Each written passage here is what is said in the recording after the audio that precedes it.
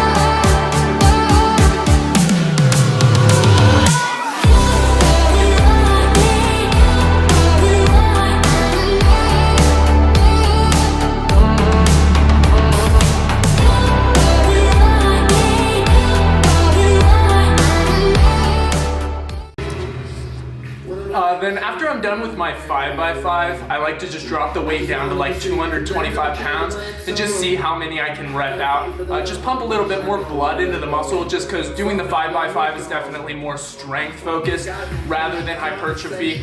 So yeah, just to pump a little bit more blood into the muscle because it is chest focused full body day.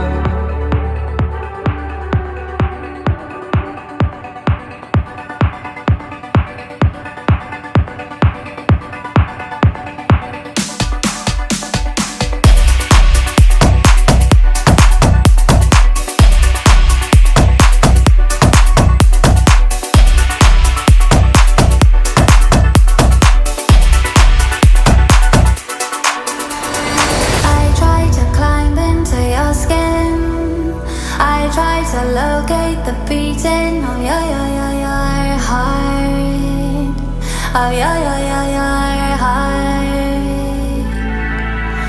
I walk for hours inside you. I talked in my voice and tried to find your heart, find your heart.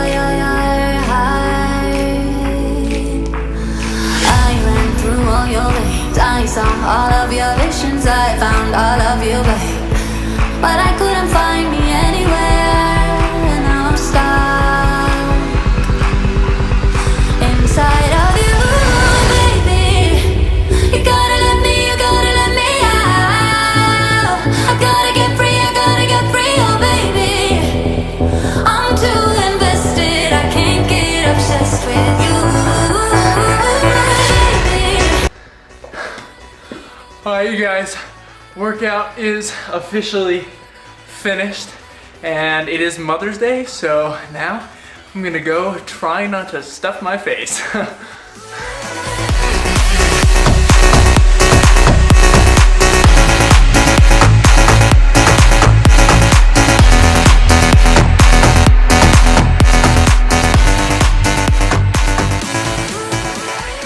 Alright you guys, so for today's video, I wanted to talk about 5 super common beginner mistakes when it comes to building muscle that I see played out very frequently in people who are just getting started, and were also super prevalent when I first started my lifting career. Alright you guys, so the first one of these mistakes is going to be thinking that supplements gives you way more muscle gain than it actually does. So supplementing with different things can definitely help, and I seriously recommend that people take creatine if you are looking for something to help you as best as it possibly can for the amount of money that it costs. What I see so many people doing is thinking that they're going to get a ton of muscle from taking all these different supplements, and so they go out and they spend hundreds and hundreds of dollars on supplements that barely help you. I always tell people that 99% of your overall gains are probably going to come from proper nutrition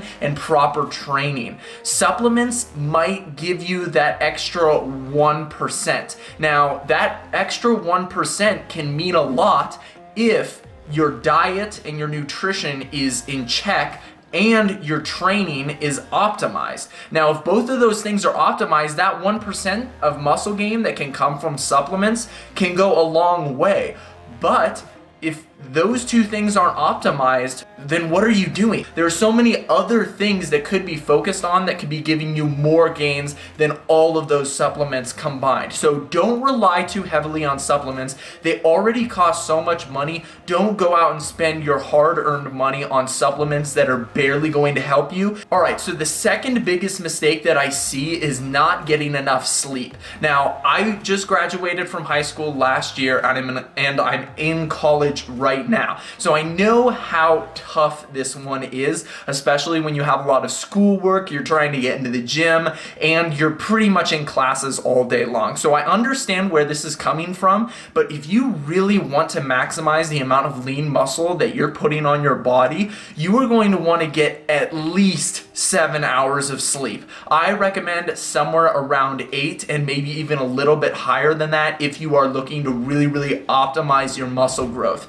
This is just another example of one of those factors that you could manipulate that is going to give you more gains than supplements, because just introducing more sleep, more rest, more recovery into your routine is going to help you build way more muscle. I've read a couple studies that say that it's just about the most anabolic thing that you can do as a natural lifter. Anabolic meaning helping you to build lean muscle mass. All right, so the third thing that I wanted to talk about is following roided out bodybuilders' fitness advice. So back when I was a beginner, I first started, I would go on and I wanted to get inspired by these massive bodybuilders, and so I'd watch their crazy training sessions on YouTube.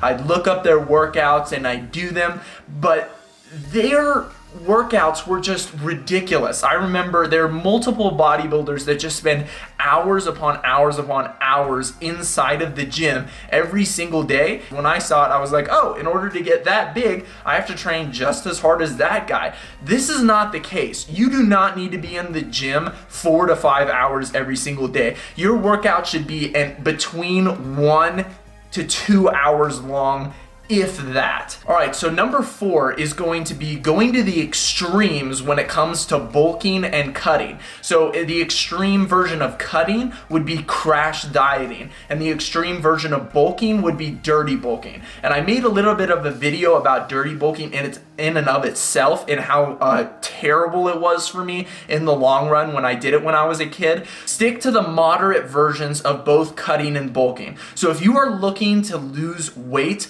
I'd recommend trying to lose somewhere around 4 pounds every single month, which is about 1 pound every single week. If you can do that, you're in a great spot. Don't rush it, or else you'll be putting your muscle, your hard-earned muscle, at risk. As far as bulking goes, it's going to be even less of a weight fluctuation. I would recommend trying to put on somewhere between 1 and 2 pounds every single month, because if you start going over that at all, you're gonna be putting on more fat than you are muscle, most likely, and that is not going to be optimal for your physique. And when you have to cut back down, you're gonna have to be in a diet for that much longer because you've added that much more body fat. So don't make the mistake of dirty bulking. Don't make the mistake of crash dieting, just trying to lose as much weight as you possibly can, as quickly as you possibly can. Take things slow, and the slower that you take it, the easier it will be to maintain when you get to that set point that you were aiming for. Okay, so number 5 actually has to do with compound movements and not implementing enough of them as a beginner. So when you're a beginner and you go into the gym, you're gonna start doing all of the basics. You're gonna go over to the chest machine probably. You're gonna do some pec deck. You'll probably do some bicep curls and a bunch of other isolation exercises that sort of give you that pump feeling that, you know, it's gonna make you look good in front of everybody else when you're doing your workouts and stuff like that.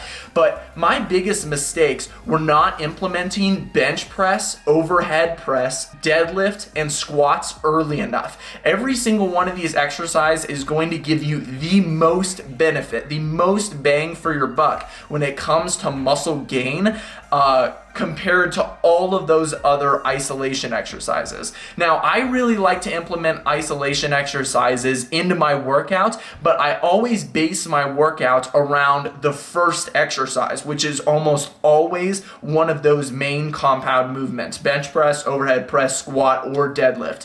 All right, I really hope you guys enjoyed this week's video. Thank you guys so much for watching. If you enjoyed it, please make sure to drop a like on the video as well as subscribe to the channel.